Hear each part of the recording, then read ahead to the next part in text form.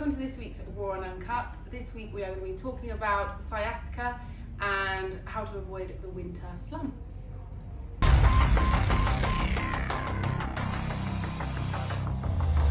So, sciatica. Just before we get into it, has anyone ever had sciatica? No. I'm very sure I've never had, so no. No, I haven't. I've had almost like a niggle. You know, you get like the start of it, but it's usually my piriformis is so tight, and I get. In fairness, when I was fat as hell, I had a lot of problems with my legs. So that was who knows what it was like diabetes. But yeah, I found that I just started to, but then I normally get a piriformis release, and that's pretty much my knowledge on that. So you guys are the experts. Yeah. On sciatica. What'd you say? You have to say it in an American accent. Oh. Sciatica. Sciatica. Well, it's one of them days. Yeah, I know. One out of 4 days. One day. What's sciatica? Well, when I had a really bad lower back pain, you gave me a release to the elbow, and that sorted me right out. But if I've had clients that have had it, it's obviously avoiding certain exercises, but obviously making sure your form is correct, because then that's gonna kill it off if you add it too quickly with really bad form. So things like deadlifts or bent over rows, making sure that the lower back is flattened out and not being crushed. Because sciatica is when you're crushing out the disc, isn't it? Yeah, so there's 4 causes. Shoot. I'm going to shoot. So obviously, slip disc is one, major one.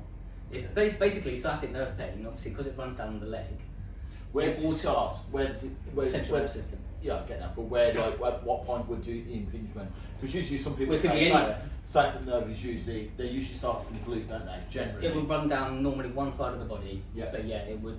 It's basically when you were talking about like sciatic nerve pain, which is obviously like check out the video by the way. Obviously it radiates down the leg. A lot of people, like you were saying, Ryan as well. You were saying like obviously I would notice if I had leg issues, but it's not actually the issue in the leg. So it's normally caused by something in the back. So it's either a slip disc, which is obviously rubbing against the nerves going down, which then sends the signal. You've got like spinal stenosis as well. So spinal stenosis is where the channel is narrowed, which is obviously where the nerves run through, which is obviously sends the signal down the leg. Spondylolisthesis, which is when don't make me say it again. Which is when basically part of the spine, the facet joint, comes loose or moves out of position, so that obviously sends another signal. And then obviously you've got like horrific injuries in the back, so from like a serious car crash or something like that obviously would cause it. So it's important to obviously understand that, like what you were saying, certain exercises, because obviously we are personal trainers and we're talking about sciatic nerve pain, it's going to be something that triggers that off in the gym. Yeah. So understanding what causes certain exercises to do it and avoiding it, and then trying to work back towards it again. And activating the muscles that you want to use properly, because if you activate your legs and your glutes and your hamstrings before you do a deadlift, you're less likely to take all the strain in the back or activating your core. Whereas if you're just going to start lugging heavy weights around with really bad form, it'll just all crush the lower back. So some people get like a recurring, don't they? They can get like a recurring sciatic, so it kind of comes and goes. Yeah. So that's either down to the job they're doing, or some kind of activity they're doing, like it's like being seated all day, so never a good thing, is it? Could the job like cause like a repetitive strain? Just people sitting around a lot. Sitting out of position would effectively over time affect the way the discs are being treated. So that's why you find people who drive a lot for a living. They're the same, because as you start to drive, at least like when you're in the office, you can kind of go. You can get about, if you're driving for a long period, you kind of sit and slump a little bit. So that doesn't help you. But so if somebody's getting like recurring sciatic pain and they're training, let's just assume they're a training person, but every now and again you get a sciatic flare up. Something somewhere is wrong, isn't it? Yes. Within their training program. Yeah. And like I say, automatically it'll be like I'm getting sciatic pain down my leg. Yeah. So automatically the view is something's up with my leg. So it's important, obviously, to. But that's what it's talking about, like piriformis. Exactly. So if I do a few weeks of squatting, I will notice that my glutes are really, really tight, and then I'll start to get almost above my buttock. Do you know what I mean? Like just not quite the small of my back, but just that little space there. I start to feel like there's like a knot there. And if I leave that, I know that will start to. Sciatic nerve pain is pretty much exactly the same feeling as piriformis syndrome. Yes. So so the piriformis actually runs next to the sciatic. Yeah, so it's all inflamed. It's inflamed area. So if you're doing loads of squats and you're like activating the glutes a lot and not getting the release, then it's just getting tighter and tighter and tighter, isn't it? And that, and as speaking for somebody who's a little bit older, things get tight really, really quickly. So joints get tight really quickly, muscles get tight really quickly. So I found that as I've got older, I've had to do more mobility stuff, more flexibility stuff, which before there's no chance I would have done it. I was the kind of guy who goes in the gym, smashes it, walks out, because getting my protein in was more important. Got to get my window back then. Got to get my window in, man. I'm losing muscle. You know what I mean? So yeah, and again, if you guys are training. Wherever you're training and you're that kind of mentality where you're young, you're lifting and you don't think about mobility and stretching, take it from me that you really should be. However that looks, you really, really need to be doing it. And if you just like, nah, just not into it, you should definitely be getting stretch, doing your stretching, getting a massage, doing that kind of stuff, because it's so important. Look after your body looks after you. Flexibility for me was just, I've always been quite flexible, but like I've noticed, you really notice it if you've been flexible. Yeah, I've noticed. And then suddenly you're like, I can't touch my toes, you're like, hang about, and it's like, whereas now, I can actually put my hands flat on the floor again. Thanks you didn't show that earlier. Thanks to David. No. So, cool. If you have questions on this, guys, just fire them in, it'd be great. And then, I was going to say, but just make sure that if you are listening to this and it's like hitting a nerve, excuse the pun, go onto the Instagram because there is a video of Maddie performing some stretches and stuff and basically start to help you with sciatica. Performing There's a video of Maddie online. Performing stretches. Onto the winter slump. Yeah. Is anyone starting to feel that now? I think this time of year is when. Because really, like everybody wants to get ready for like spring, summer, don't they? So they can take their shirts off, they're going on holiday, gonna wear shorts, bikinis, whatever. And then we're almost like squirrels, aren't we? Hibernating, you know what I mean? Store up for the winter. Come like winter, let's eat everything. When I'm the opposite, I tend to go through. I go through my shedding stage in the winter. I'm more driven. I feel more motivated. I try and drop more body fat in the winter, and then when the summer comes, I go to the beach looking like. Beach way. There is that whole thing though, isn't there? I've enjoyed summer too much. There's that constant thing of people where they just think, oh, it's Christmas, and it's their excuse to do anything they want, really, isn't it? Yeah. And we've all done it. And then January they've got Christmas remorse, and they go, well, I'm gonna have to go and punish myself for a whole month now. Do dry January, go to the gym the whole month, and you get 2 weeks in. You get a New Year's resolution. You get 2 weeks into it, everybody's jacked it, and you feel even worse. I think Christmas just gets earlier, doesn't it? Christmas dies. Yeah. So my lad's got his Christmas party this weekend. No. Yeah. No. Yeah, but I think it's getting in, because it's obviously getting in anyway. But yeah, it's like, how do you stay out of this? I think if you accept that you are going to have less, I don't want to use the word motivation because I don't believe motivation exists, but if you're going to have less energy or less want to go to the gym or train or run. So we find that our spin sessions members goes up this time of year because the people that were cycling a lot and stuff like that aren't, because it's wet, it's dark, it's colder. So we get more people into spin, which is great. But that's great if you're going to replace with something. But some people also then just literally stop running. They don't go to gym as often as they were. They don't change their eating habits because of it. And that's the worst thing. So your energy goes down a little bit because you're not doing as much, but you also don't reduce the calories to allow for that, and that's generally how people put on that winter pound. I think you're better off just going into, and again, I don't like to use the word maintenance, but you go into a maintenance mode where you're probably being a bit more careful about what you eat, even if it's Monday to Friday where you're giving your body. I always say to people, Monday to Friday, give your body what it needs. So what's it need to thrive, what's it need to lift, what's it need to be stronger, whatever it is. And in weekends you can have a little bit of what you like. But it's about not overdoing, isn't it? You kind of need that money for it. It needs to be what the body needs without completely restricting yourself, so that you don't end up binging on the Saturday, Sunday. Because it's too easy then to go, well, I mean, I've been good all week, I'm going to have 5 bottles of wine or something like that of an evening. Now we've done. I've talked about this before, but the treat and retreat thing. I've been good, so I can have. I've been bad. Never mind. Yeah, I'll start Monday. it shouldn't be punishment and reward. We're not dogs, are we? At the end of the So day? talking about that, dude. I don't want to make it into the Ryan and Wayne show, right? Yeah. Sorry. But The bookends here. but 8 stone. Yeah. I mean, losing As of 8 today. stone. I mean, losing weight in general is pretty fucking hard for most people, isn't it? Yeah. Excuse my language, sorry. But I can't even it's picture probably you gonna happen. 8 stone heavier, to be honest with you. 8 stone. No, I know. I can because I knew him with that. Yeah. But 8 stone, man. Yeah. So, all right. So, if motivation doesn't exist, let's pretend that you work. Let's face it. I've said this so many times. You get up in the morning, brush your teeth. I don't get out of bed going, Habitual. keep off, rock, brush my teeth. Yeah. Ugh, can't It's wait. habitual, isn't Right? it? I do it because it's It's good for the consequence being I'll end up with toothache, horrible teeth, and then my teeth fall out. Right? So nobody wants that, right? Yeah. So, well, maybe, but nobody wants that generally, right? So. But we do that because we're looking after our teeth. Yet we completed a different thing for our body. We abuse it. We throw shit at it. We drink. We drink. No, we don't. We drink a little bit, right? And and and it just we treat. Yeah, sorry. Cut that out. There's a bus coming along. Yeah. So it's. I think.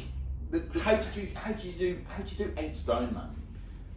That's patience. Bit by It's bit, about 4 years isn't it? of It's bit by patience. bit. Like, so yeah. I mean, I think it's best. I mean, because it's not 4 years since I stepped in the gym with you, is it? No. But it is about 4 years since you first had a conversation with me. Yes. And it was casual evening. You were coming to do some work. It was quiet in the bar, and we just got chatting. I was a pub landlord at the time in Wayne's local. Not that he's a frequenter like that, but it's about 100 yards from his door. Yeah. And we just got yapping, didn't we? And I found out a bit about what Wayne did, and I was heavy then, but I didn't act then. I was probably 22 stone then, and then I waited till Boxing Day to see Wayne again at the annual tug of war in Braunton, and I gained even more weight again. And even then, that wasn't quite enough. We did this weird thing where we went around the pubs after we won the tug of war, didn't we? And I was getting people to guess my weight because I was a fat load and people couldn't guess it. So we raised a bit more money for charity through my own humbling, I suppose. Yeah. And it was still even 2 weeks after that, I think, before I even set foot through the doors at the gym and said to Wayne I needed help. And so I became a bit emotional, actually. Okay. So like, there's a lot of people out there, I'm sure, that are thinking like, I couldn't do this, I couldn't do that, and that was me as well. And it's not easy to start, but you know what? I wish I had started earlier. I wish I had saved my body a lot of work to try and keep me actually living in a way, because I was headed for a heart attack at 30. And had I not come and seen Wayne, I don't know what state I'd be in now. But it takes time. There's no quick fix. There's no magic pill. But honestly, if you're like me and you can't do it on your own, because I couldn't. Honestly, I couldn't. I needed that accountability. I needed someone pushing me, driving me. And the biggest thing that I was actually given was belief. Wayne, from that first day, said to me, I will make you a fit, healthy man. And 100%, like, as cliche as F, if you want to say that, but it is. I didn't believe in myself back then. I felt like crap. I was depressed as hell. There's a lot of stuff that went into it. I could run through all of that, but you can subscribe to the emails and hear about it through there. But realistically, yeah, getting that belief, getting that confidence, and every time smashing a goal, going on and on. There's times. I mean, I was a heavy alcohol dependent, food dependent, emotional eater. But somehow Wayne managed to get me to go nearly 2 months without an alcoholic drink. But that wasn't. I think I threatened you with death. Yeah, it would definitely been something like that. Death by shoulders or something like that. Because I hated shoulders, didn't I? So yeah, I mean, but it wasn't it wasn't motivating. You could be intrinsically or extrinsically motivated, and that normally means there's either a goal or not a goal, and that's great. But you get to a point where you go, do you know what? Actually, no. If I want to change this, I want to change it for me. I need to be dedicated, and I need to be disciplined, and that's when it turns around. What about you guys? So when you're because obviously neither of you have really ever had like weight issues, have you? Like I know you're ladies and you probably like every now and again you want to diet or whatever. But what about when you've worked with clients who have like there's definitely a mental block to weight loss? Would you agree? So when you're working with a weight loss, working with somebody who specifically has to dramatic weight, I mean, like, you know, not somebody who wants to lose 10 pounds. I mean, I'm talking about people like Ryan who are, you know, clinically obese. And there's a whole, I believe, I still to this day believe it starts here. Fix the mind, the body follows. I found with a recent client, it wasn't just actually just going to her, right, you need to do this. I don't know how to like put it in a way as you need to find the root of it, don't you? No, like it wasn't as easy as, right, this is your protein, please focus on protein. It's not like that. We had to really strip back to where it all began. Yes. Like it wasn't like, so we have completely come off like, let's go and track and do MyFitnessPal. We're actually just going on doing like different goals at a time. Yeah, 100%. Getting like more the mindset, relationship, more mindset changes with and food, relationship with food. Relationship with food 100%. before you even throw in, I want you to eat this amount of protein, because that's just like a whole big stress. Sometimes you've got to take it all the way back, haven't you? Yeah. But it is daunting when you sit down and a coach goes to you like, right, this is your calories, this is how much protein you're having, this is how much that, and you kind of go, well, do you know what? Up until now, all I've thought is kebab and this and that. Yeah. So then it's a real big change, especially if you do have some form of eating disorder, whichever end of the scale that is. I still truly believe if you jump straight into somebody who's had a weight issue and it's affecting them from a confidence point of view, psychologically affecting them, jumping in and saying, well, these are your calories, this is your protein. Basically, all you're doing is enforcing them poor behaviours and relationships with food. And it doesn't educate them as to anything to do with why it's better, why we're doing that, and stuff like that. I would just also keep it simple. Is what I've always found with clients. If I've had any clients in the past, I've had muscle gain clients, weight loss clients, people who just want to build a bum, and with all of them, it's keeping it really simple. So weight loss clients, I'd say, of all the things we've tried, which your favourite exercise? So then we'll stick with that for a little bit while they get confident. And with the food, you just have to be in a deficit. So they'll start off just saying, I don't really care what you're eating, be in a deficit, do the training you like. Then after a while, mesocycle, 4 weeks, they'll see a result. And the best motivator, I know you hate that word, but the best motivator is once they see a difference, whether it's a different size dress, what they look in the mirror, whatever. Yeah. And then, to be honest, you can hand the reins over, make things a little bit more complicated because they're more up for it then. So really, it's just finding a result in the simplest way.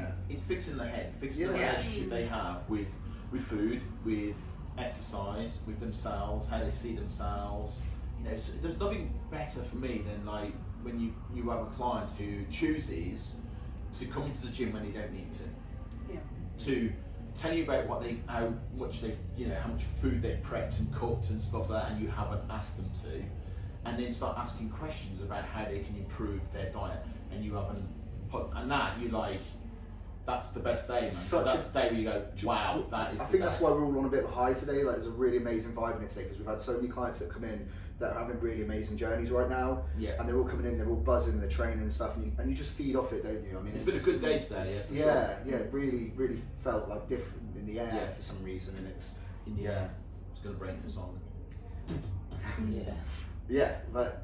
I know I'm the emotional one here. So but no, actually, what, man, it's just I only brought it up because obviously it's all about you. But I only brought it up because you put it on Insta, and I just think 8stone. I think when people start losing like that kind of weight, it is a long.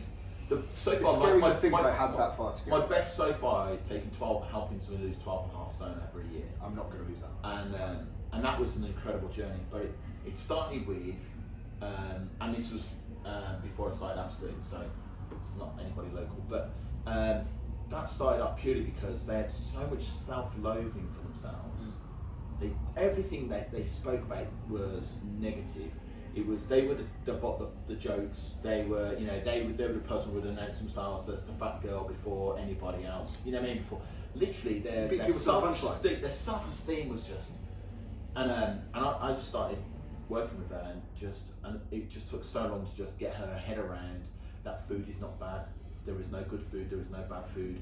We psychologically, in our heads are going, oh good, oh bad. But once it passes the mouth, the body doesn't know the difference between cake and chicken. It just knows protein, sugars, simples. It doesn't know anything else. So it's only around demons that are like demonising food.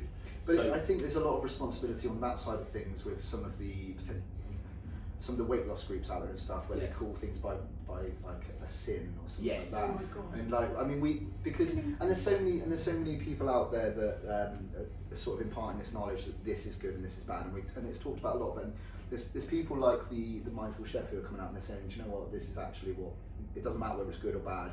This is what calories it's. This is what the calories of this is. If you want to eat that, you eat that. it is purely as simple as measure yourself. So if you measure your waist. Measure yourself by, if you want to use the scales, use the scales. But always, if you're using the scales, use the mean. So if you're going to weigh yourself, then don't weigh yourself once a week, because that's just ridiculous. Because if you had a salty meal the day before, you're probably going to be heavy, right? Also, But huge measure fluctuations for women at the time of the month, so that's something to be very aware of. So measure yourself, like if you weigh yourself, say you're wanting people who go, I have to weigh myself every day, cool. Add up all your weights for the week and then multiply them by, divide it by 7, and then you'll get your mean. You'll get your mean average of what your weight loss for that week is, not what your weight loss was that morning because the day before you made yourself something nice and you used the sauces and stuff that got more sodium. So that's probably, you know what I mean, that's what I would do. And that way you're not beating yourself up when you weigh yourself on Monday and go, oh God, I've gained a pound, I'm trying so hard all week. And let's face it, you know, if you have Sunday lunch, you're going to have more sodium in it. And it doesn't matter how healthy it is, there's going to be more sodium in it for some reason. You'll put salt on your food, whatever. Put salt in when you're cooking it, you put salt in when you eat it. Yeah, so like, you know, so don't beat yourself up on that. If you weigh yourself 3 times a week, it's fine. Add up the 3 totals and then divide them by 3, and then that gives you your mean again. You know, so it's better to do it that way, or a tape measurement. And the way to do your tape measurement is the tape should go just above the belly button with your thumb and finger just kind of like behind it, and then that's your measure. And then the reason you do it that way is because if you do it that way all the time, you're going to get an accurate measurement. Because it's something, you know, take your thumb out, or floss a centimetre. Yeah, you're just taking your thumb out. So yeah, just little things like that. They're real simple measures. And if there hasn't been any movement after 2 weeks, reduce your calories by 100 calories a day. That's it. Don't, I've got to reduce them massively, just 100 calories and then do the same again for 2 weeks. That's the thing, isn't it? People do tend to go, right, well, I need to take this many calories off. It's all or nothing. Don't do it so hard on it, and then they give up and binge after 2 weeks. Don't do that.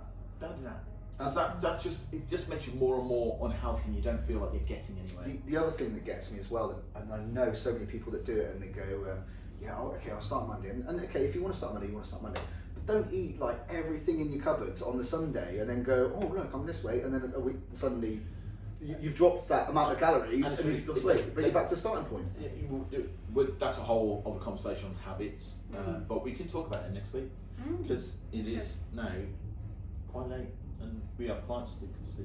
Yeah, sorry for the no, it's fine. But yeah, So no guys, matter where you are in the year, yes, always look after your body. absolutely.